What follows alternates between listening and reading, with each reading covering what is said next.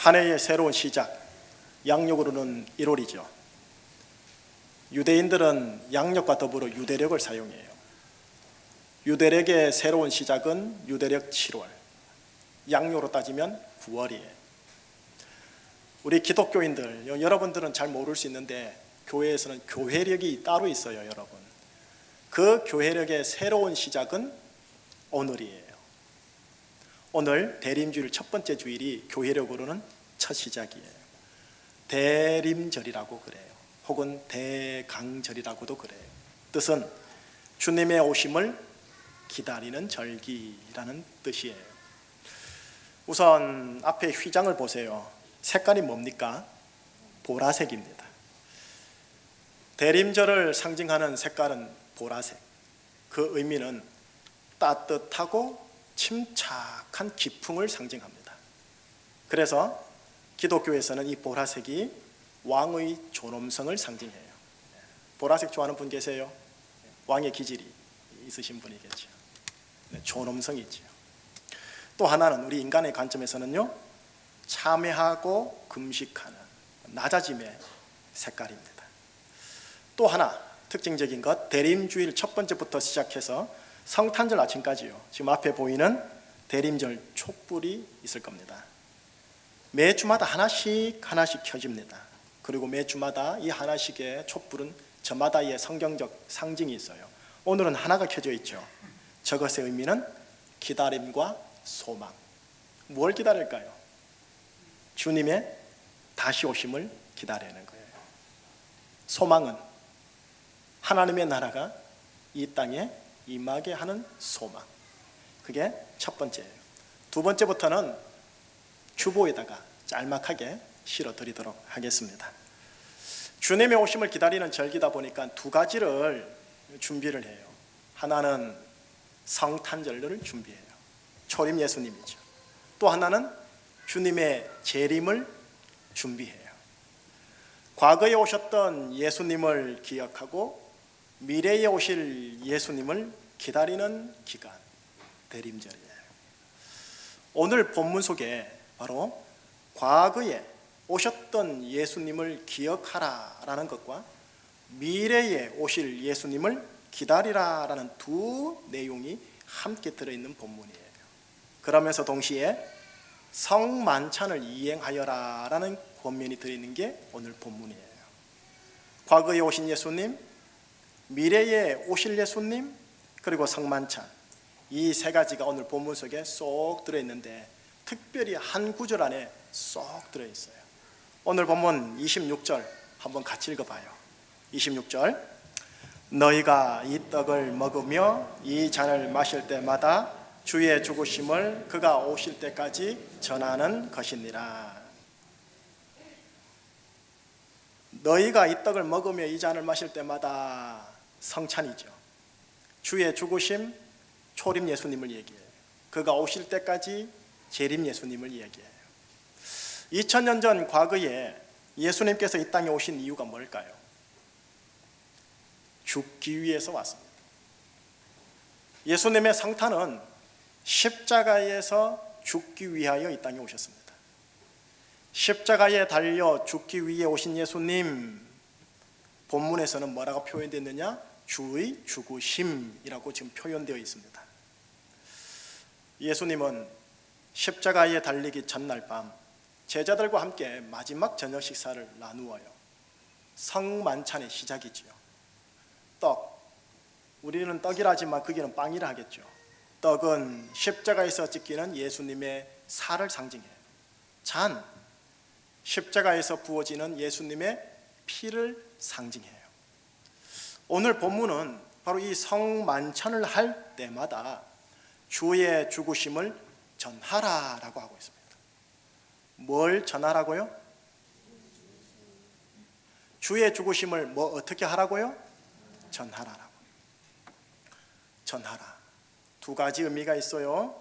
하나는 다른 사람에게 전도 차원에서 주의 죽으심을 전하라라는 것이고요. 또 하나는 그 주의 죽으심을 나의 생명과 내 인생과 내 상황을 향해 선포해라라는 의미도 있어요. 그러나 여러분 기억할 것, 이렇게 선포하기 전에 내 인생을 향해 또는 타인을 향하여 그 주의 죽으심을 전하기 전에 이 주의 죽으심의 의미가 뭔지를 제대로 알아야겠죠. 그래야 왜 선포를 해야 하며 왜 전해야 하는지 그 이유를 알게 되고 또 그 이유를 알아야 믿음으로 간절히 애절하게 전하게 될 테니까 말입니다. 자, 주의 죽으심, 구약에서 의미를 먼저 찾아볼게요. 구약, 이스라엘 백성들은 그들의 원수를 대면해서 전쟁을 치르기 전에 반드시 번제물로 어린 양을 잡아 번제를 올려드렸습니다. 예를 들어 사무엘상 7장에 보면 이스라엘 민족 바로 옆에 있는 대적입니다. 평생토록 힘들게 한 대적이 있어요. 블레셋. 그 블레셋이라는 대적이 이스라엘을 치러 올라오자 이스라엘이 그 블레셋을 두려워합니다. 그런데 마침 이스라엘 안에 누가 있었냐면 사무엘 선지자가 있었고 사무엘 선지자에게 도움을 요청합니다. 사무엘 선지자는 젖 먹는 어린 양 하나를 가져다가 전장 한가운데서 번제를 하나님께 올려드립니다. 그리고 하나님 이스라엘을 구원하소서라고 부르짖었고 그랬더니 여호와께서 응답하셨다라고 표현이 기록되어 있습니다. 번제를 드리는 그 순간에도 대적 원수 블레셋은 점점점 가까이 진군하고 있었어요. 그런데 이렇게 번제를 드린 후 그때 하나님께서 블레셋을 향하여 큰 우레를 바바방 하고 발하여 그 전장을 어지럽게 합니다. 바로 그때 이스라엘이 용기 있게 진격하여 그들과 싸워서 승리를 쟁취합니다. 이 전쟁 승리 직후에 사무엘이 말을 해요. 하나님께서 여기까지 도와주셨다. 그래서 그 전쟁 승리 지역을 일컬어 에벤에셀이라고 불렀어요. 이 에벤에셀의 은혜가 어디서부터 시작됐느냐? 어린 양의 번제로부터 시작이 되는 거예요. 죄를 지었거나 혹은 안 좋은 상황이 발생할 시 구약 이스라엘 사람들은 어린 양의 번제를 하나님께 항상 올려드렸습니다. 죄악된 상황 혹은 두려운 상황 속에서 내가 먼저 무언가를 타개하고 돌파하려는 인간적인 시도 이전에 어린 양의 죽음으로 하나님께 제사를 그 전장 한가운데서 드렸다라는 거죠. 그랬더니 그곳에 에벤에셀의 은혜의 상황으로 하나님이 몰아가시더라는 겁니다. 어린 양의 죽음, 어린 양의 번제, 이것은 신약에서 주의 죽으심을 가리킵니다. 십자가에 달린 저 주의 죽으심, 그렇다면 이것이 오늘 나에게 어떤 의미일까요? 내 가족에게, 내 인생에게, 내 자녀들에게 어떻게 다가오냐라는 거죠. 이걸 제대로 아셔야 선포를 하고 전하지요. 십자가에 달리신 주님의 죽으심, 거기에는 어떤 비밀한 진리가 담겨 있느냐 하면 우선 주님은 나의 위치에서 나의 죄로 인해 내가 받아야 할 심판을 받고 나의 죽음의 형벌을 대신 받습니다. 그러므로 인해 나는 심판을 받지 않고 죽음의 형벌을 면하게 됩니다. 주님은 나를 위해 나 대신 나의 죽음을 감당했고 대신 나는 주님의 생명과 온전함을 얻게 되었습니다. 이게 주님의 십자가의 죽으심입니다. 이것을 내가 믿고 받아들이고 경험할 수 있도록 내가 내 인생과 상황을 향하여 선포하고 이것을 많은 내 지인과 사랑하는 자들이 누릴 수 있도록 그것을 전하는 인생으로 살아라라는 말씀이 방금 읽었던 그 구절입니다. 여러분에게나 저에게나 나를 괴롭히는 블레셋이 내 옆에서 항상 있다가 조용하다 싶으면 반복적으로 괴롭힙니다. 반복되는 죄, 반복되는 죄의 습관, 중독적 증세들, 죄로 인해 시작된 여러 죽음의 두려움 증세들이 나와 내 가족을 뒤흔들더라는 거죠. 여기까지 하나님이 도우셨다라는 에벤에셀의 은혜가 지금 여러분들의 가정마다 필요하다라는 겁니다. 구약에 의하면 에벤헤셀의 은혜의 시작은 어린 양의 번제를 올리는 것에서부터 시작됩니다. 오늘 본문으로 표현하면 주의 죽으심을 전하는 것, 주의 죽으심을 선포하는 것에서부터 에벤헤셀의 은혜는 시작됩니다. 고로 오늘 설교 제목의 상반부, 전반부를 저를 따라 한번 선포해 주세요. 주의 죽으심은 나를 위한 것이다. 한 문장으로 시작. 주의 죽으심은 나를 위한 것이다. 예, 주의 죽으심은 나를 위한 것이고 내 상황을 위한 것이고 내 가정과 내 관계를 위한 것이다. 이것이 십자가에 달리신 주의 죽으심이 여러분들에게 주고자 하는 블레싱, 축복입니다. 그런데 오늘 본문에 의하면 이 주의 죽으심을 언제 특별히 전하고 선포하라고 하면 오늘처럼 성만찬을 할 때요. 예수님의 살을 먹는다, 예수님의 피를 마신다라는 믿음으로 빵과 포도즙을 먹고 마시고 나서 주의 죽으심을 선포하는 겁니다. 설교 직후 조금 있다가 성만찬을 거행할 거예요. 여러분, 성만찬은 아시다시피 거룩한 예식이거든요. 그러나 이것이 그냥 예식으로 머물러서는 나에게 내 인생의 생명과 능력으로 다가오지 못해요. 주의 죽음을 마신다, 주의 죽음을 먹는다라는 믿음으로 이 시간 우리 모두가 이곳에 참여하는 겁니다. 그리고 나서 주의 죽으심은 나를 위한 것이다 라는 고백과 선포를 하며 이 고백과 선포를 가지고 나의 대적 블레셋을 향하여 진격하는 겁니다. 주 안에 있지 않고 주 밖에 있는 내 가족들요, 그 가족들 이름을 넣어서 여러분들이 먼저 선포하고 그 이름에 합당하게 그를 대면하는 겁니다. 주의 죽으심이 내 아내를 위한 것이다. 주의 죽으심이 내 남편을 위한 것이다. 주의 죽으심이 내 시어머니를 위한 것이다. 친정 식구들을 위한 것이다. 이렇게 선포하고 그들을 대면하는 거예요.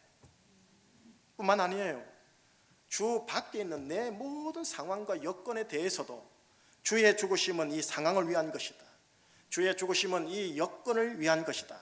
선포하고 그 상황을 대면하는 거죠. 주의 죽으심을 믿음으로 계속 선포하면서 진군하는 믿음의 용사에게 하나님께서는 여기까지 도우신다는 에벤에셀의 은혜를 허락하신다라는 거예요. 자, 목사님 언제까지요? 오늘 이 시간은 목사님 따라 억지로 했으니 요거 정도면 되는 거 아닙니까? 아니요. 오늘 본문에 의하면 그가 오실 때까지요. 예배당에서 저를 따라 하는 거 말고요, 목사가 없는 곳에서요, 여러분 혼자 있는 곳에서요. 언제까지? 주가 오실 때까지. 다른 말로 할게요. 에벤에셀의 은혜를 경험할 때까지요. 주의 죽으심은 나를 위한 것이다 믿음으로 선포하는 거예요. 자, 이것이 오늘 설교 제목의 전반부 내용이에요. 그런데 후반부에 이렇게 써 있죠. 감사합니다 하나님이라고요. 이게 중요해요. 이거를 설명해 드릴게요. 성만찬의 최초의 시작은 아시다시피 주님이 하셨어요. 성만찬은 주님께서 당신의 죽으심을 의식하면서 일부러 거행한 예식이에요. 그런 상황 속에서 제자들은 내일 일을 모르니 즐거이 감사한 마음으로 성만찬에 참여했을 거예요. 허나 죽음을 감당해야 할, 내일의 죽음을 알고 계시는 예수님의 심적 상태, 정서적 상태는 어떨까요? 혹시 이렇게 물어볼 수도 있을 것 같아요. 목사님, 예수님이야 하나님의 아들이시니까 아마 감정적 동료가 없었던 거 아닌가요?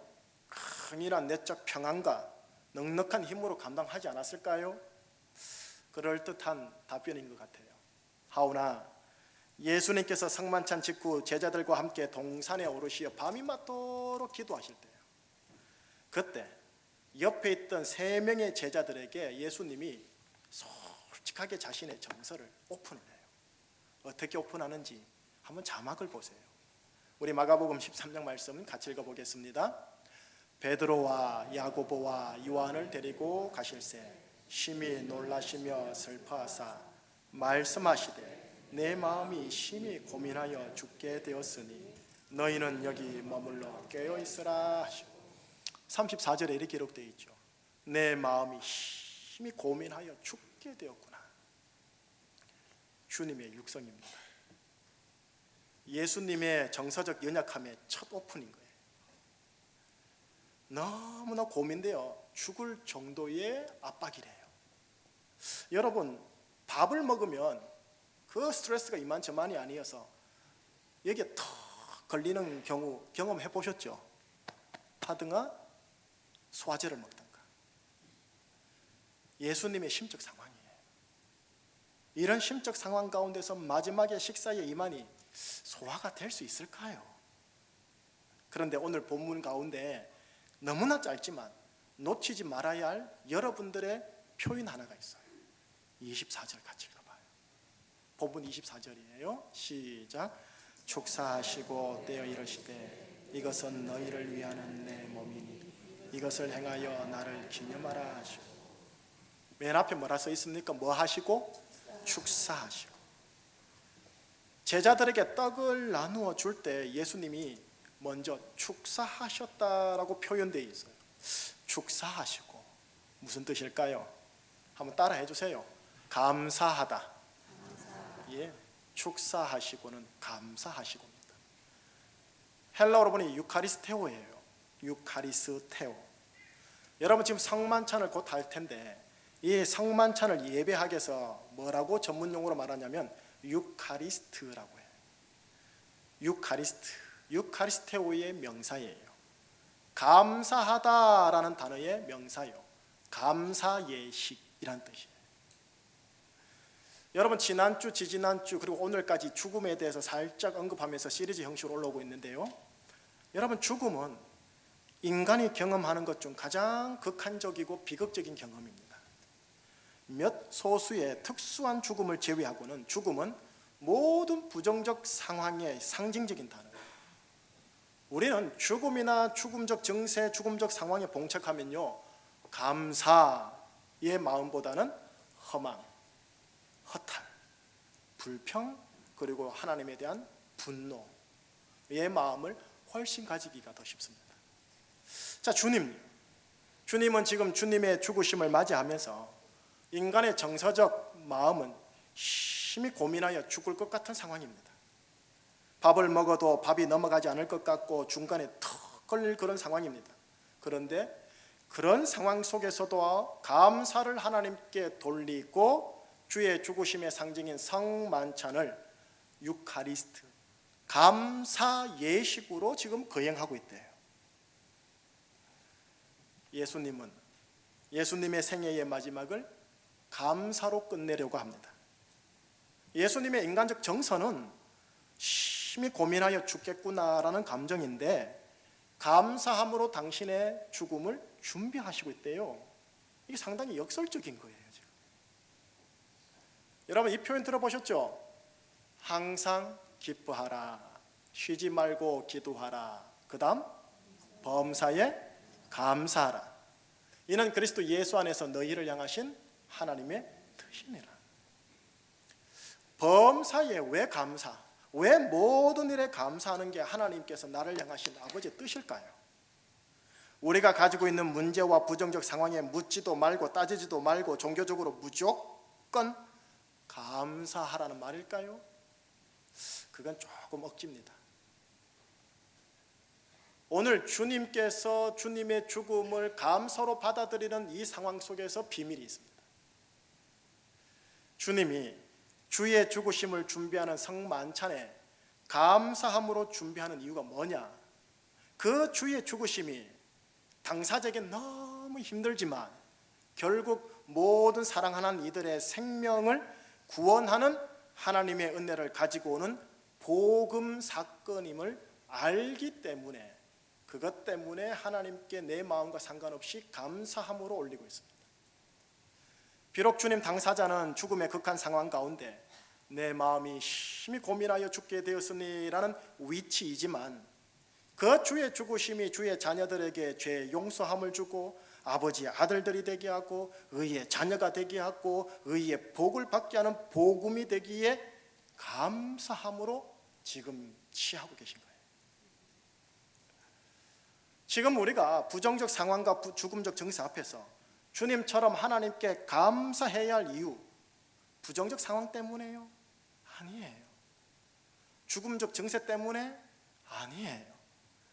주의 죽으심으로 인해 제 용서함과 구원과 생명과 부유함을 주시는 하나님의 에벤 에셀의 은혜가 나타날 것을 알기에 이것에 대하여 믿음으로 감사하는 거예요.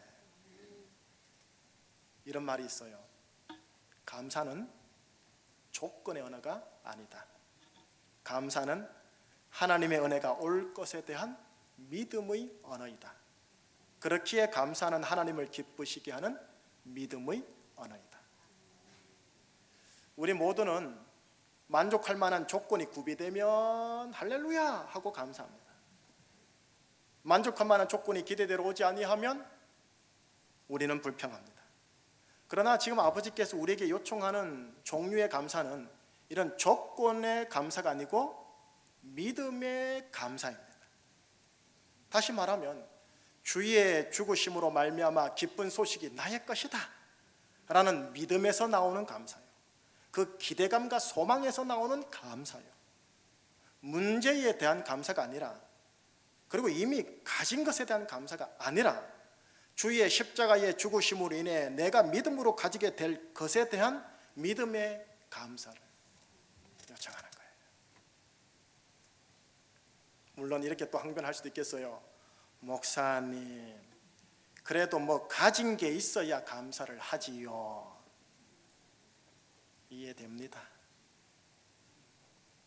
여러분, 오병이어 사건 기억나세요?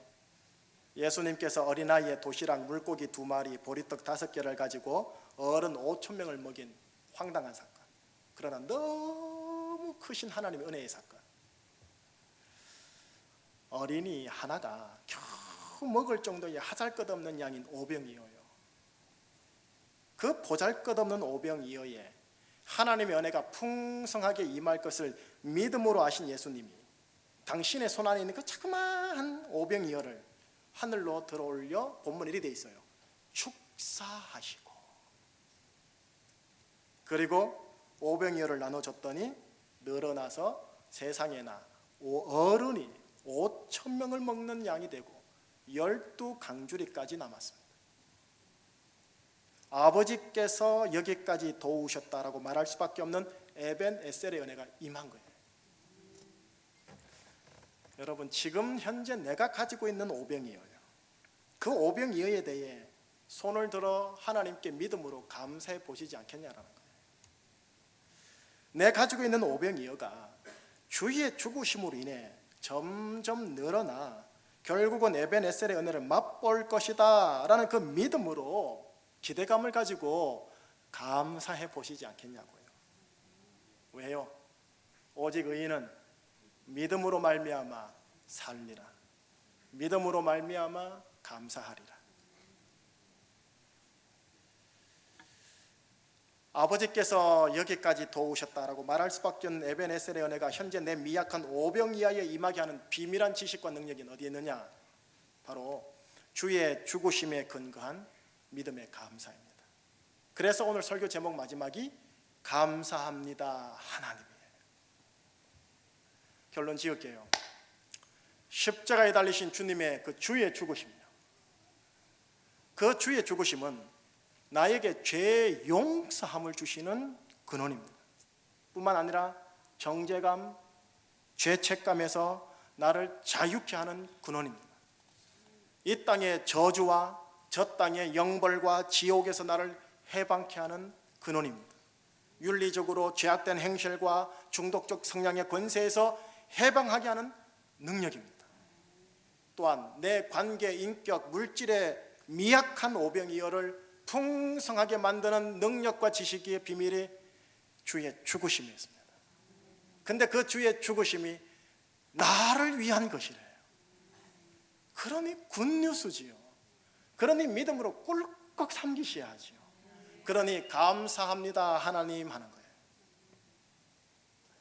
무슨 일이 벌어지든 어떤 상황이든 어떤 관계에 지금 봉착해 있든 주의 죽으심은 나를 위한 것이다, 감사합니다 하나님 라고 선포하고 고백하고 진군하는 겁니다. 바로 그곳에 하나님께서만이 하신 거구나라고 말할 수밖에 없는 에베네셀의 은혜가 임하는 거예요. 이 믿음을 가진 자가 넘어져도 또 일어나요. 왜? 믿음이 있으니까. 주의 죽으심이 나를 위한 거니까요. 넘어져도 또 일어나려고 하고, 일어나면서도 소망을 가지고 일어나려고 해요. 그러나 다 끝났어. 이젠 안 돼. 이것도 해봤고 저것도 해봤지만 안 돼. 다 끝났어. 이거는 아니에요. 바로 이 복음을 제대로 알면 삶의 현장에서 오뚜기가 된다는 소리예요. 성만찬이 이제 임할게요. 이제 곧 나누게 될 떡과 잔은 주의 죽으심을 상징합니다. 떡과 잔을 먹고 마심은 주의 죽으심은 나를 위한 것입니다 라는 믿음의 행위입니다. 그러니 여러분 부탁해요. 세례를 받은 여러분들은 이 예식에 멍하게 참여하지 마시고요, 주의 죽으심에 대한 믿음과 고백으로 떡과 잔을 조금 있다가 받아주세요. 부연 설명 하나만 더 하고 마무리하겠습니다. 정서적으로 가장 힘든 상황에 계셨던 주님, 그리고 반면 아무것도 모르고 있는 자식 같은 제자들과 함께요, 지금 감사 예식인 성만찬을 거행합니다. 성만찬, 유카리스트, 감사 예식, 감사 예배입니다. 여러분, 우리가 매 주일 3부 예배 이때마다 하나님께 예배를 드리고 있잖아요. 매 주일마다 하나님 아버지와 예수님께 드리는 우리 3부 주일 예배가 이런 감사 예식으로서의 예배의 수준까지 함께 만들어 갔으면 좋겠습니다. 다시 말해, 주님처럼 가장 힘든 상황에서 감사 예배를 우리가 한번 만들어 보자라는 겁니다. 주의 죽으심으로 내가 구원받았고 내가 구원받을 것이고 나도 지금 구원받고 있는 중이라는 것과, 주의 죽으심으로 내가 예전에 하나님 아버지 아들이 되었고 영원토록 하나님 아버지 될 것이고 또한 의의 복이 있는 것에 대한 믿음의 감사 고백으로 하나님께 예배를 드리는 거예요. 더 나아가서요, 여러분이 집에서, 사무실에서, 공장에서 여러분만의 감사 예배를 하나님께 드려보시지 않으시렵니까? 가장 힘든 상황과 관계 앞에서 주의 죽으심은 나를 위한 것입니다, 감사합니다 하나님이라는 고백과 더불어 아주 짧게 마음을 담아 나만의 예배를 하나님께 그 자리에서 드리는 겁니다. 그 전장에서요, 1분이든 5분이든 10분이든 오늘 본문의 주님처럼 유카리스트, 감사 예배를 올려드리고 나서 선한 싸움을 위하여 그 현장으로 진군하는 겁니다. 그럴 때 에베네셀의 은혜가 여러분들에게 풀어질 걸로 믿습니다. 이런 예배자에게 바로 에베네셀의 은혜가 임하고요, 요한복음 4장에 예수님이 말하는 바 하나님은 영과 진리로 예배드리는 이런 예배자를 찾으신다고 한 그 예배자가 되는 겁니다. 한번 따라해 주세요. 주의 죽으심은 나를 위한 것입니다. 감사합니다 하나님. 평안할 땐 쉽습니다. 하지만 진짜 낭망일 때, 안 좋을 때, 죄악된 습성 한가운데 있을 때 이 고백으로 타개하셔야 합니다. 이 복음의 고백의 선포로 여러분의 오병이어가 에베네셀로 나가기를 주의 이름으로 축복합니다.